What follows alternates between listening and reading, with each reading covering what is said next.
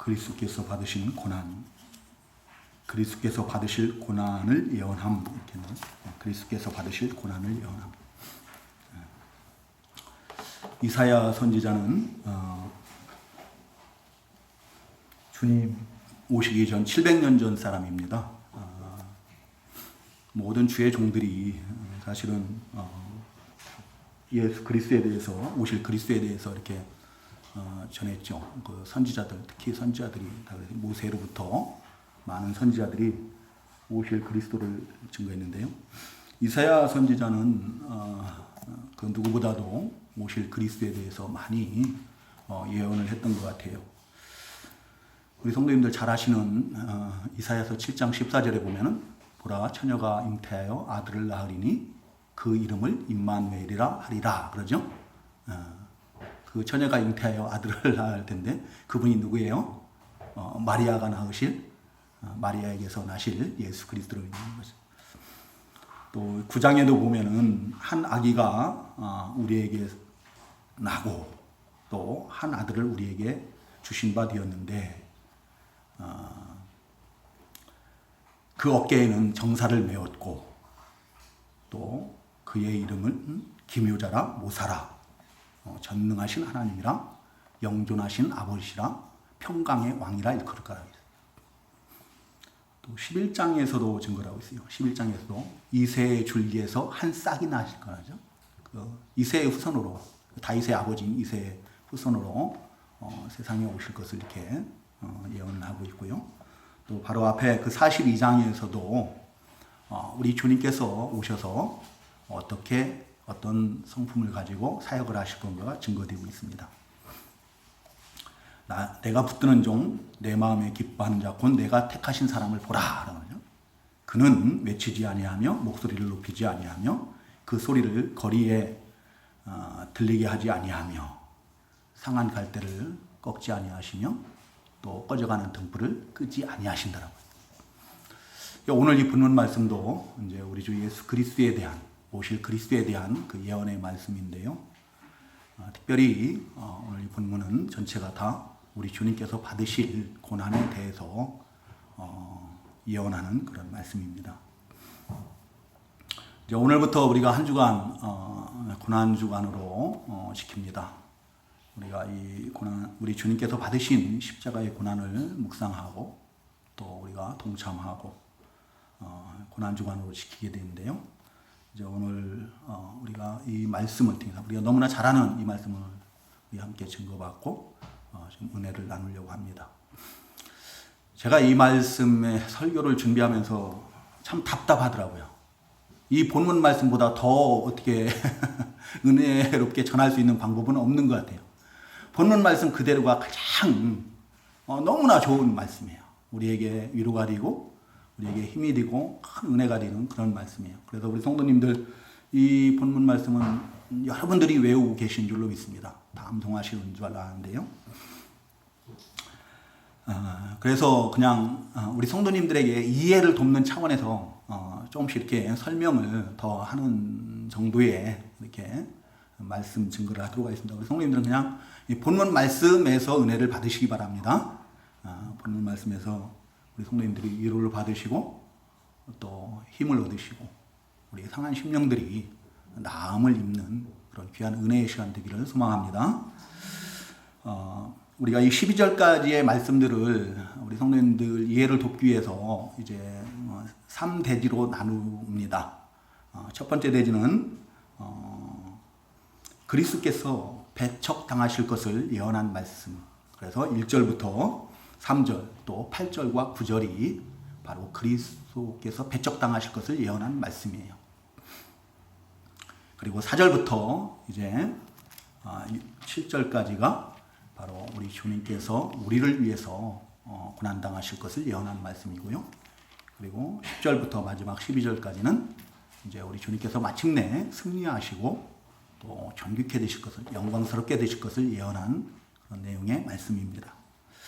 먼저 첫 번째 대지, 그리스도께서 배척당하실 것을 예언했다라고 했어요. 1절 우리 한번 나가시 볼까요? 1절 시작.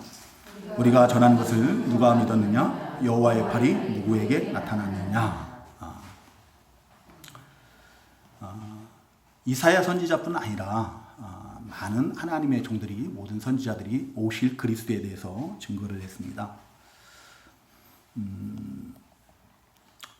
그래서 우리 주님께서도 그 요한복음 5장 46절인가 5장 39절에 보면은 뭐라고 말씀하시는가 하면, 너희가 성경에서 영생을 얻는 줄 생각하고 성경을 연구하거니와 이 성경이 곧 내게 대하여 증언하는 것이니라 라고 말씀하셔요. 예, 여기서 말하는 성경은 어떤 성경이에요? 구약 성경이거든요. 모세오경부터 시작해갖고 말라기서까지의 그 선지자들을 통해서 기록하신 그 모든 말씀들이 다 예수 그리스도에 대한 증거라는 거예요. 요한복음 5장 46절 바로 뒤에서도 우리 주님께서 뭐라고 말씀하신가 하면, 너희가 모세를 믿었다면 또 나를 믿었으리니 이는 모세가 그가 나에 대해서 기록하였기 때문이다라고 그렇게 말씀하시죠. 여러분, 모세오경은 창세기부터 신명기까지 다 뭐예요? 우리 주님에 대해서 증거하고 있다는 거예요. 모세가 우리 주님에 대해서 증거하고 있다. 로마서 1장 2절에도 보면 이 복음은 하나님이 선지자들을 통하여 그의 아들에 관하여 성경에, 구약 성경에 미리 약속하신 것이라고 했어요. 이렇게 하나님께서는 선지자들을 통해서 예수 그리스도에 대해서 많이 증거를 하셨어요. 근데 예수님께서 세상에 오셨을 때 이스라엘 백성들이 그 구약 성경을 기록한 선지자들을 통해서 예수 그리스도에 대해서 많이 증거를 했지만 오신 예수 그리스도를 믿질 않는 거예요. 그래서 1절에서 우리가 전한 것을 누가 믿었느냐라고 하는 거죠. 선지자들이 예수 그리스도에 대해서 이렇게 전하지만 아무도 안 믿는 거죠. 선지자들이 하나님께서 이제 하나님의 그 구원의 능력, 여기 여호와의 팔이 누구에게 나타났느냐 그러는데, 바로 여호와의 팔은 여호와 하나님의 구원의 능력을 말하는 거거든요. 그 구원의 능력이 누구를 통해서 나타나냐? 바로 오실 그리스도를 통해서 나타나실 것을 선지자들이 다 증거를 했다는 거예요. 그럼에도 불구하고 사람들이 믿질 않는 거예요. 예수님께서 오셨는데 안 믿는 이유가 뭡니까? 안 믿는 이유가 바로 2절인 거예요. 2절을 한번 다 같이 읽어보겠습니다. 시작. 그는 주 앞에서 자라나기를 연한 순 같고 마른 땅에서 나온 뿌리 같아서 고운 모양도 없고 풍채도 없은즉 우리가 보기에 흠모할 만한 아름다운 것이 없도다. 우리 주님께서, 그리스도께서 자신들을 구원할 그 메시아께서 세상에 오시는데 너무나 보잘것없는 모습으로 오신 거예요. 외적으로 보면. 그 내면은 근본 하나님 본체시죠. 하나님의 아들이시죠. 그런데 외적으로 보면은 너무나 보잘것없는 거예요. 못생겼고 못생겼던 것 같아요. 잘생긴 건 아닌 것 같아요. 우리가 성화에서 보는 것처럼 이렇게 막 금발에다가 건장한 그런 모습은 아니다. 그래서 뭐라고 그래요? 우리가 보기에 흠모할 만한 아름다운 것이 없도다. 연약한 모습, 또 너무나 가난한 가정에서 태어나. 얼마나 가난했는지 주님께서 나실 때 어떤 여관 같은 데 들어가지 못하시죠. 물론 뭐 여관에 자리가 없어서도 그렇겠지만 그 시대에 돈이 많았다고 하면 왜 못 들어갔겠습니까? 가난하니까 마구간에서 나시고 말 구유에 누이시고, 또 자라나시면서도 그 양부인 요셉이 했던 그 목수의 일을 하시고, 배운 것이 아무것도 없습니다. 배우지를 못하죠. 그 마을 사람들이 직접 얘기하잖아요. 예수님께서 사역을 시작하실 때 마을에 가서, 자라난 마을에 가서 복음을 전할 때 이는 목수가 아니냐, 배운 것이 없는데, 어디에서 이렇게 배운 것이 없는데 이가 이렇게 말을 한다.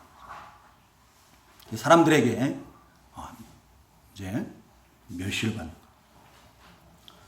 우리 주님께서는 가지신 것이 없었어요. 그렇죠? 가난한 자예요. 가난한 자. 사역을 하시면서도 너무나 가난하셨어요. 마태복음 8장 20절에는 여우도 굴이 있고 공중에 나는 새도 거처가 있거늘 나는 머리 둘 곳이 없다라고 이렇게 말씀하셨어요. 가진 것도 없죠. 어떤 왕가에서 난 것도 아니죠. 제사장의 가문에서 난 것도 아니죠. 환경이 너무 열악한 거예요. 대부분의 영웅들은 어때요? 우리가 그 영웅들의 전기를 읽다 보면 제일 먼저 하는 말이 뭐예요? 날 때부터 남달랐어요. 그렇죠? 날 때부터 남달랐는데 예수님에게는 날 때부터 남달랐던 것이 아무것도 없는 거예요. 오히려 평범하지도 못한 거죠. 너무나 연약한 모습, 너무나 가난하고 배운 것이 없고 가진 것이 없고 그런 모습으로 세상에 오신 거죠. 그래서 사람들에게 어떻게 돼요? 3절에서 증거하는 것처럼 멸시를 받는 거예요. 멸시를 받고 사람들에게 버림을 받고 또 간고를 많이 겪어요. 여러분 여기서 말하는 간고라는 것은 마음의 슬픔을 당하는 거예요. 예수님께서 왜 간고를 겪으십니까? 구원의 대상인 자기 백성들이 예수님을 멸시하는 거예요. 이게 마음의 상처를 주님께서 받으신 거죠. 마음이 너무 슬픈 거예요. 그래서 우리 주님께서 그 예루살렘 성을 보시면서 어떻게 하십니까? 그들의 그 죄악으로 인해서 망할 것을 내다보시고 우셔요. 슬피 우시는 거예요.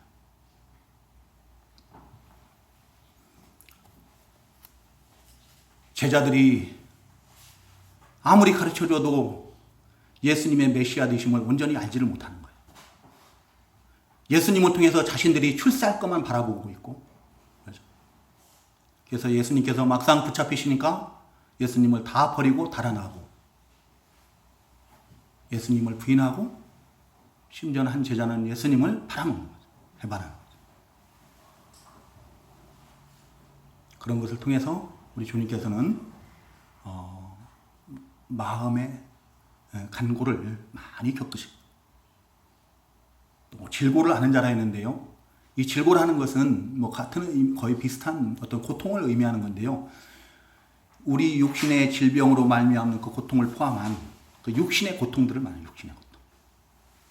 우리 주님께서는 우리가 그 겪는 육신의 고통하고는 비교할 수도 없는 거죠. 그 뒤에 우리가 이제 증거를 받겠지만 우리를 위해서 십자가를 지심으로 말미암아 엄청난 육체의 질고를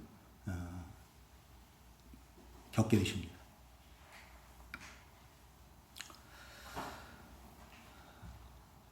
우리 주님께서 멸시를 당하는데 어떻게 멸시를 당했다고 그래요? 그 3절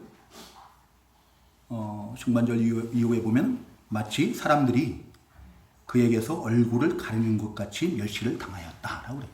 멸시를 당하였고. 우리가 지난주에 증거를 받았죠? 이게 무슨 의미라고요? 예수님이 마치 문둥병자처럼 취급을 당한 거예요. 그 시대에 문둥병 환자들은 길거리를 마음대로 다닐 수가 없었습니다. 또 오염이 되고 너무 보기 흉측하고 그러니까 부정하다 하고 소리를 치는 거예요. 그러면 사람들이 미리 알아서 그 모습을 안 보기 위해서 또 전염되지 않기 위해서 피하는 거예요. 마치 예수님이 문둥병자처럼 사람들이 싫어하고 멸시하고 미워하고 대적하고 그랬던 거예요.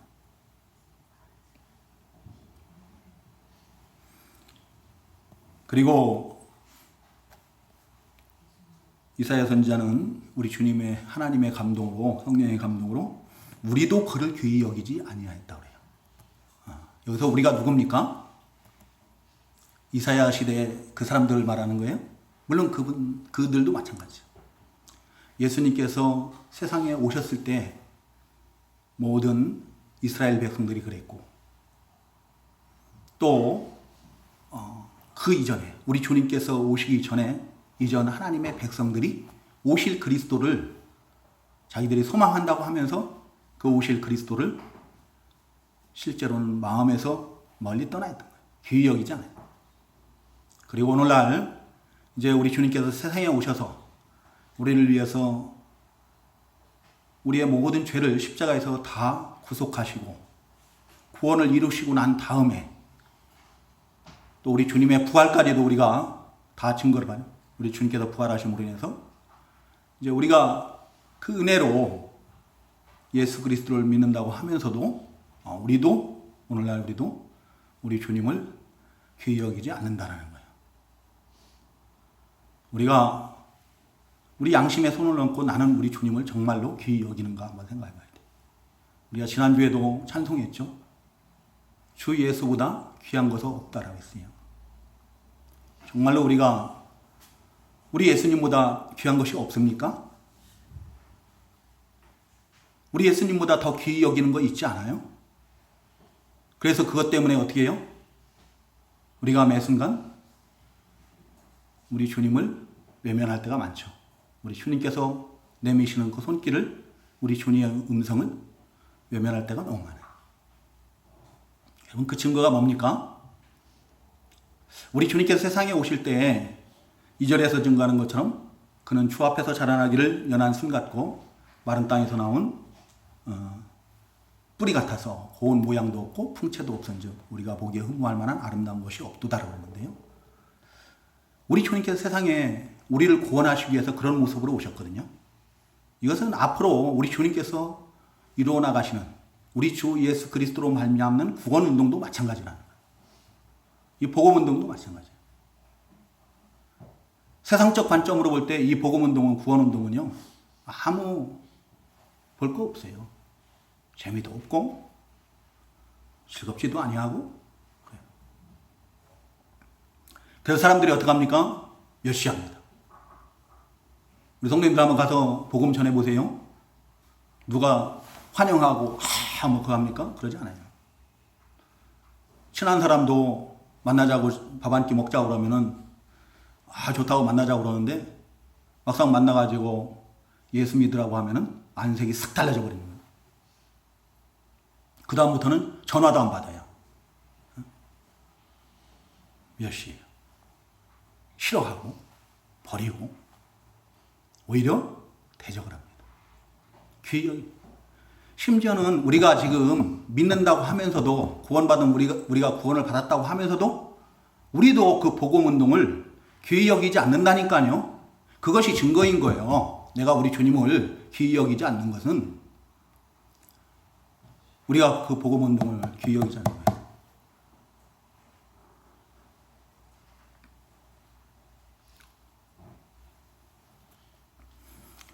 여러분, 우리가 이 구원 운동이라는, 우리 주 예수 그리스도로 말미암는 이 구원 운동이라는 것은 세상적 관점으로 보면 아무 흠모할 만한 게 없어요.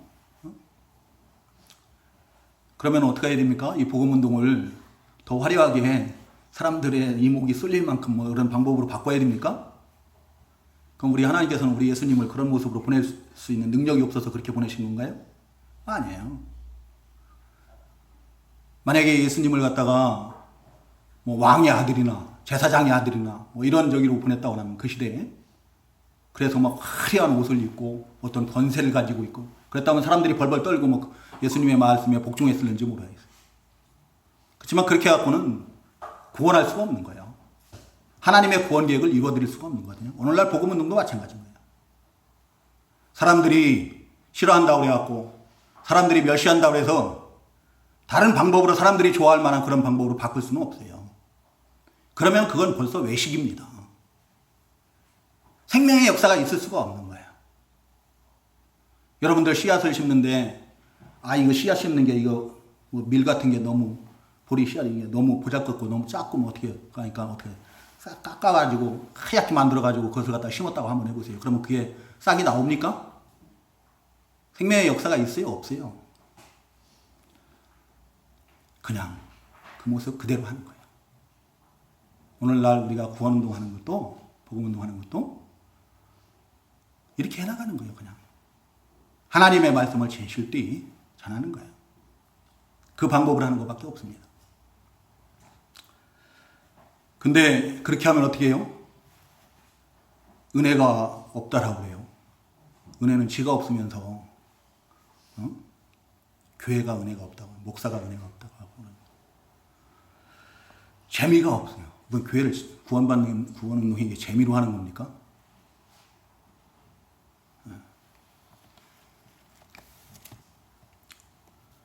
한번 우리가 생각해 봐야 돼요. 나는 우리 주님을 정말 귀히 여기고 있는가? 그래서 이 복음 운동을 정말 귀히 여기고 있고, 이 복음 운동에 내가 사용되어지고 있는가?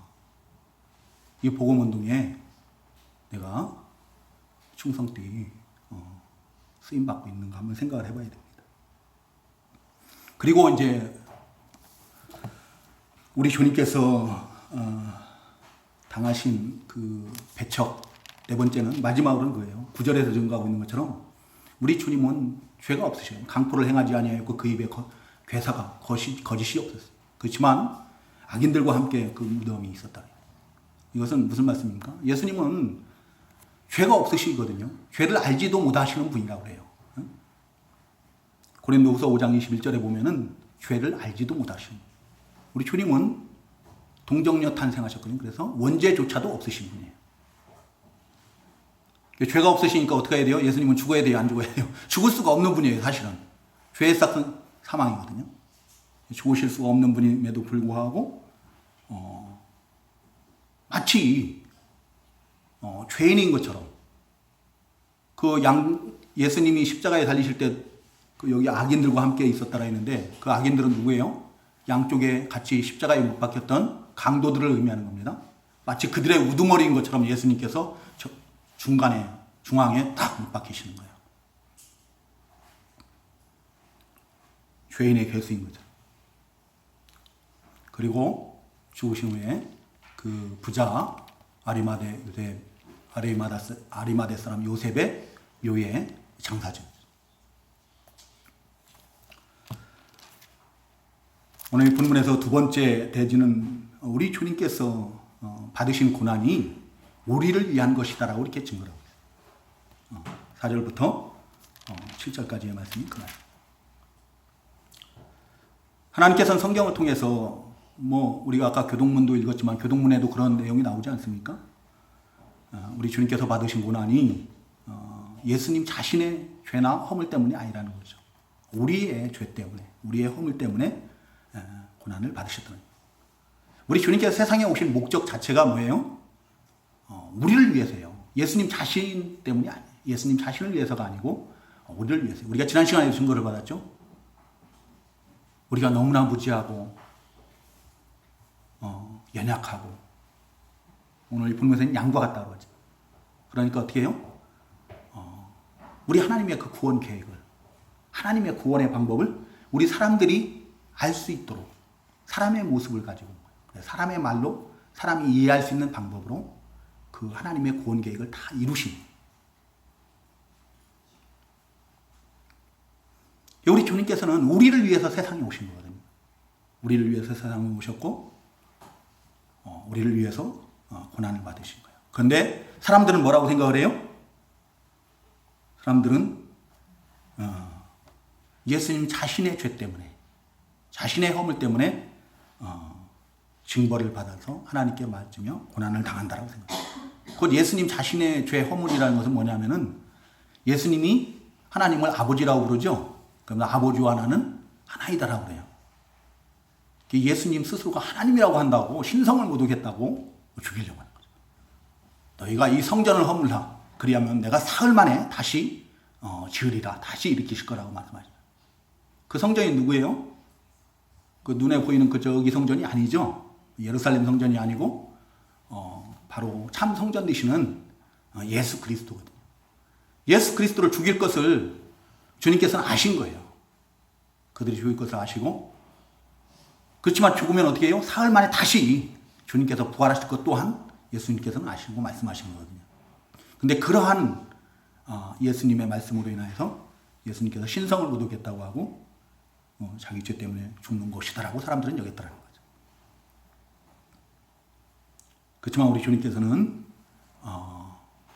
우리를 위해서 모든 고난을 받으셨는데 특별히 십자가의 고난은 더욱 그래요. 십자가. 그 내용이 바로 오늘 본문 5절 말씀입니다. 같이 읽어보겠습니다. 시작. 그가 찔림은 우리의 허물 때문이요 그가 상함은 우리의 죄악 때문이라. 그가 징계를 받음으로 우리는 평화를 누리고 그가 채찍에 맞음으로 우리는 나음을 받았도다. 아멘. 그가 찔림은 우리의 허물 때문이다. 그가 상함은 우리의 죄악 때문이다. 앞에서도 말씀드렸지만 우리 주님은 죄가 없으심으로 죽으실 수도 없고 또 그 죄로 말미암는 고난도 고통도 없으셔야 맞아요. 그럼에도 불구하고 예수님께서 세상에 오셔서 우리가 앞에서 증거받은 것처럼 멸시와 또 실어버림 받고 버림당하고 간고를 많이 겪으시고 아무도 귀히 여기지 않고 이런 것들 다 우리 주님께서 받으신 고난이죠. 고난이고. 네, 우리 주님께서 그런 고난들을 많이 겪으셨을 뿐만 아니라 이제 십자가에서 그 고난을 받으시는 거예요.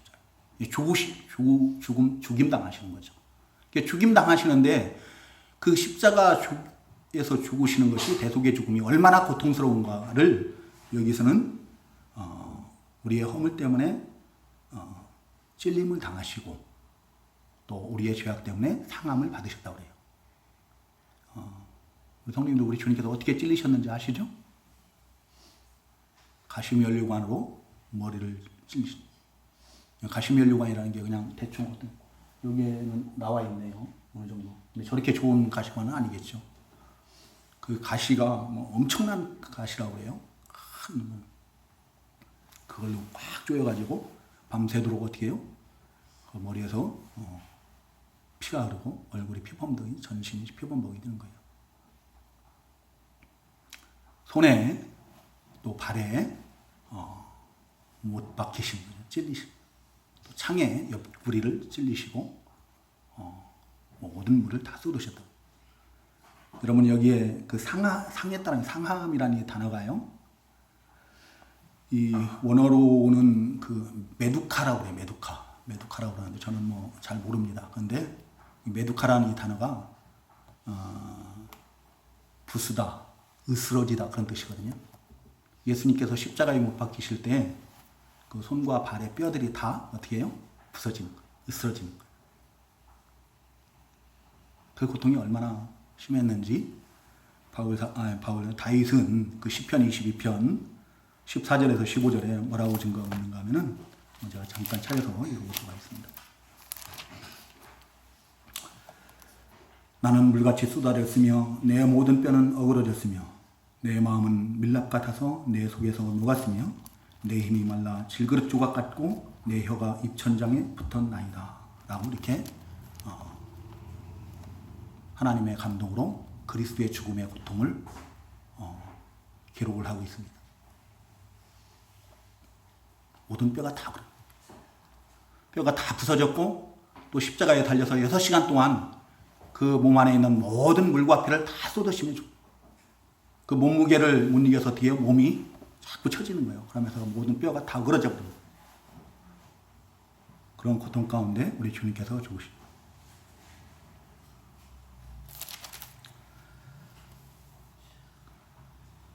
우리 주님께서 죄가 없으심에도 불구하고 그 죽으실 때는 그 누구보다도 더 큰 견딜 수 없는 그 고난을 당하심은 우리 허물 때문이고 우리 죄 때문이라는 거예요. 그 방법으로만 우리의 그 허물과 죄를 용서할 수 있기 때문에 사하실 수 있기 때문에 그것이 하나님의 뜻이에요. 그래서 이제 그 고난을 다 당하시는 거죠.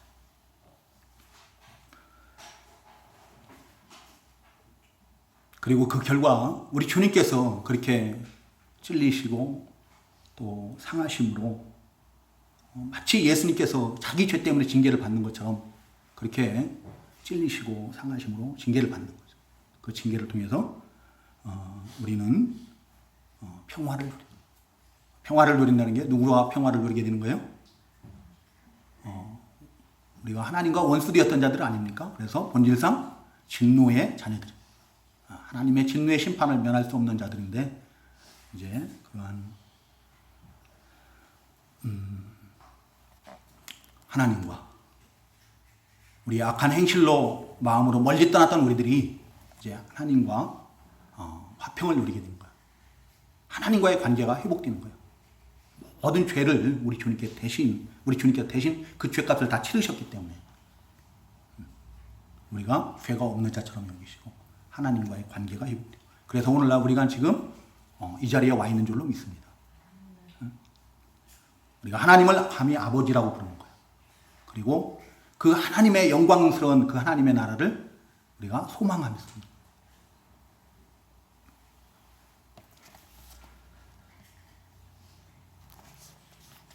우리 주님께서 채찍에 맞으심으로 그 살이 터지고 찢기고, 그래서 우리가 나음을 입었다. 나음을 입었다는 것은 우리 육체보다는 우리 영혼이 나음을 입어요. 우리 영혼은 죽은 거예요, 죽은 거. 전에는 허물과 죄로 죽었던 자들이거든요.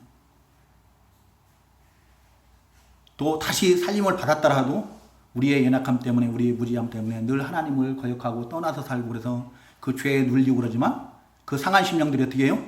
우리 주 예수 그리스도의 그 십자가 구속의 은혜를 생각하면 나음을 입는 거예요. 상한 심령들이 치유가 돼요. 오늘 이 자리에 계신 우리 성도님들에게도 그런 우리 주님으로 말미암는 그 상한 심령이 치유받는 그런 역사가 있기를 주님의 이름으로 소원합니다.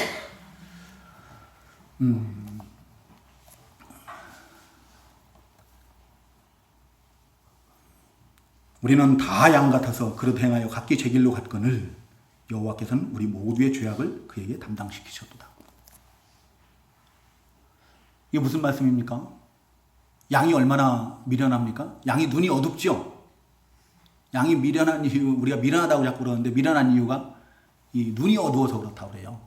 눈이 어두워서 자기 바로 눈앞에 있는 것밖에 못 봐요.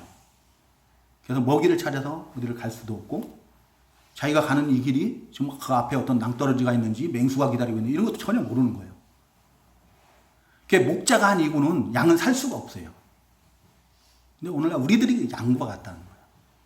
우리가 하나님의 은혜가 아니면, 우리의 목자가 되시는 우리 주님, 우리 하나님의 은혜가 아니면은 우리는 이 세상 사는 동안에 어떤 삶을 살아요? 지옥 멸망길을 향해서 가는 거예요. 가는 줄도 모르면서. 그냥 눈앞에 있는 이 세상의 어떤 이익이나 이런 것을 쫓아서 살다 보면 어떻게 마침내는 하나님의 진노의 심판을 피할 수가 없는 거예요. 그런 우리를 하나님께서 사랑하셔서 우리를 긍휼히 여기셔서 이제 그런 우리 그 멸망길로 갈 수밖에 없는 우리들의 모든 죄악을 우리 주님에게 다 대신 담당시키셨다는, 그 외에는 구원의 방법이 없는 거예요. 그 외에는.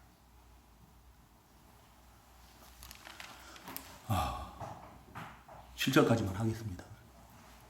시간이 이렇게 많이 간 줄 몰랐습니다.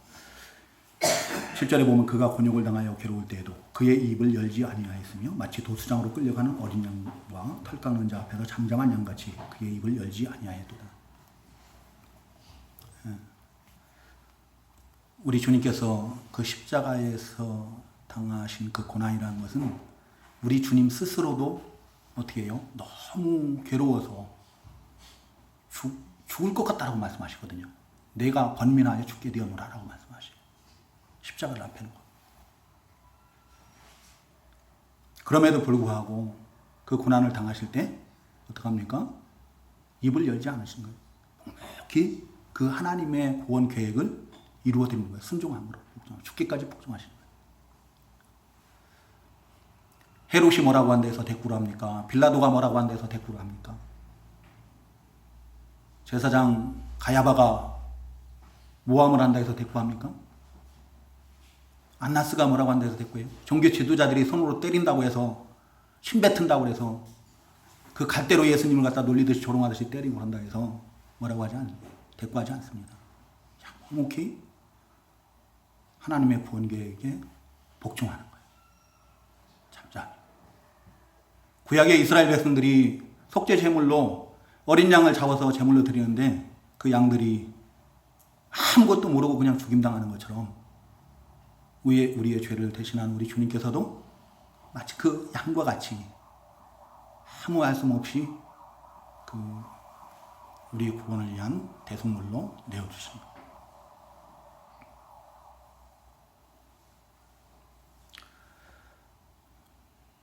그에 비하면 우리는 어떻습니까? 우리는 조금만 억울하면 낯빛부터 바뀌죠.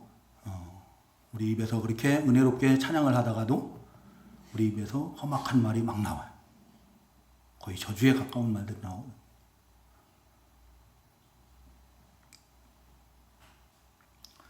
우리 주님께서 당하신 모든 고난은 우리를 위한 거예요. 고린도후서 8장 9절에 보면은 부하신 이로서 가난하게 되심은 그의 가난함으로 말미암아 너희를 부유하게 하려 함이니라 말씀하시죠. 우리 주님께서 가난하게 되신 것도 우리를 이 세상에서 부유하게 함이 아니라 하나님 앞에 부유하게 하기 위함이에요. 하나님 앞에 부유한 자들이 되게 해서. 그래서 우리 주님께서 가난해지셨다라고 말씀하세요. 우리 주님께서 멸시받는 이유는 뭡니까? 우리로 존귀케 하시기 위함인 줄로 믿습니다. 앞에서도 말씀드린 것처럼 우리 주님께서 수치스럽게 그 십자가에서 달려 죽으신 이유는 죄로 우리의 그 죄의 수치를 가리워 주시기 위함. 우리 주님께서 죄인과 같이 헤아림을 받으신 이유는 우리를 의롭게 하심인 줄로 믿습니다. 우리 주님께서 죽으심은 죄가 없으셔서 죽으실 수 없는 분이에요. 그렇지만 죽으심은 우리를 살리시기. 우리 주님께서 목마르심은 우리 영혼이 영원히 가라지 않게 하시기 위함인 줄로 믿습니다. 제가 시간 조절을 오늘도 실패를 했습니다. 변함없이 실패를 하고 그 뒤에 말씀들을 다 증거를 받지 못하는데요. 그 뒤에 10절에서 12절의 말씀은 마침내 우리 주님께서 그래도 승리하시는 거예요. 예수님의 그 몸만 내어주신 게 아니라 영혼까지 속건제물로 내어주신 거예요. 여러분, 속건제가 뭡니까? 속죄제의 일종이죠. 똑같은 거예요. 그런데 보상의 의미를 가지고 있는 거예요. 그래서 우리 죄값을 보상하기 위해서, 우리 죄값을 대신 치르기 위해서 자기 영혼까지도 다 속건제물로 내어주신 거예요. 예, 그로 말미암아서 어떻게 됩니까? 하나님의 구원 계획이 이루어져. 하나님의 그 구원의 능력이 예수 그리스도를 통해서 나타나고 하나님의 선하신 그 기쁘신 뜻이 이루어지고 성취되고 또 택하신 모든 하나님의 백성들이 예수 그리스도의 그 십자가 대속의 죽음으로 말미암아 그 고난으로 말미암아서 죄에서 사망으로 죄에서 의로 죄에 대해서는 죽은 자, 의에 대해서는 산 자들이 됩니다. 하나님께로 돌아온 거예요. 네, 그러한 것을 우리 주님께서 보시고 오히려 만족히 여기시는 하나님께서는 그 예수 그리스도를 참혹하게 죽임당하신 예수 그리스도를 부활, 승천 또 하나님 보좌 우편에 앉히시고 모든 만물 위에 뛰어난 이름을 주시고 모든 만물을 그 발에 복종케 하시고 존귀케 하시는 거예요. 그리고 이제 그 모든 예수 그리스도로 말미암아서 다시 새 생명을 얻은 존귀한 자들, 우리가 존귀한 자들에게 하나님 보시기에 우리가 너무 존귀한 자들, 그 존귀한 자들 또 믿음으로 승리한 우리들이 우리 주 예수 그리스도와 함께 그 몫을 나눕니다.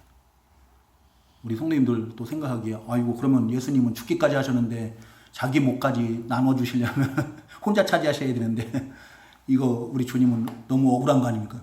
근데 우리 주님은 우리를 죽기까지 사랑하시기 때문에 그 몫을 우리와 함께 나누는 것을 기뻐하십니다.